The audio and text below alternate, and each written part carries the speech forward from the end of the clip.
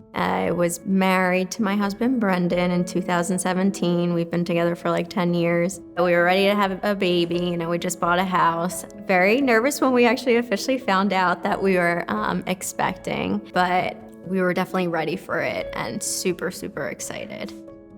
I started having symptoms, I would say it was a Friday, so I worked the full week. Friday, I was just like feeling really tired. I was starting to cough, a little shortness of breath, so I just tried to like sleep most of the day. And then the next morning I woke up with a fever and I had like a little shortness of breath and the cough, and that's when I called Dr. Hippolyte. My husband drove me to the hospital. I fully expected to either be coming home that day or in the next like couple days. I could have never imagined that I would be there for weeks.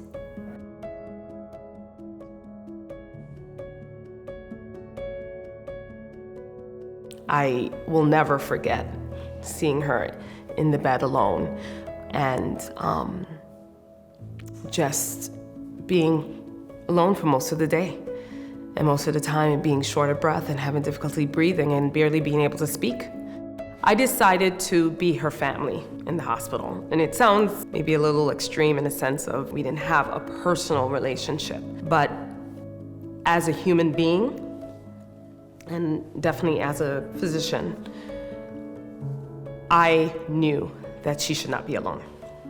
She's just like the definition of like a caring, compassionate, person. She really puts her patients first. Her husband and I, who I don't even remember if I had met him before, maybe only once. We texted regularly. I can remember her mom's voice when we first spoke. Her mother was heartbroken that not only is her daughter sick with this unknown disease and condition and pregnant with her first baby, but also that she couldn't be there. It became like very emotional talking to my husband, especially because he was seeing how much I was struggling, like how terrible I looked, how I couldn't barely even talk. It was really, really scary for everybody.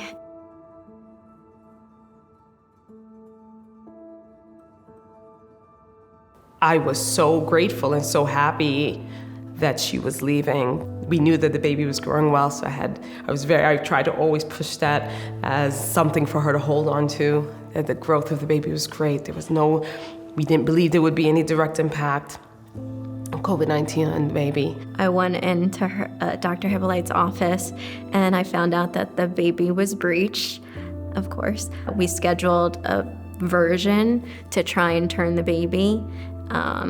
And that was done at like 37 weeks to try and flip her into position. And actually, after that procedure, it didn't work. So that night, I actually ended up going into labor. So the next day, because she was still breached, I had a C-section, and thank God Dr. Hippolyte was working in the hospital that day. So she was able to deliver the baby, and everything went really smooth. More doctors need to take a lesson from Dr. Hippolyte because it really impacts someone's life, and it really helped me get through the whole thing, knowing that I had someone looking out for me and my baby. The delivery of Sydney fell at the same time that LIJ recognized the tragic passing of George Floyd by having a moment of silence with everyone kneeling on the lawn. That was something that was very important for me to attend. But I remember saying that if I could miss that for anything, it would have been for the birth of Sydney. It's getting emotional. And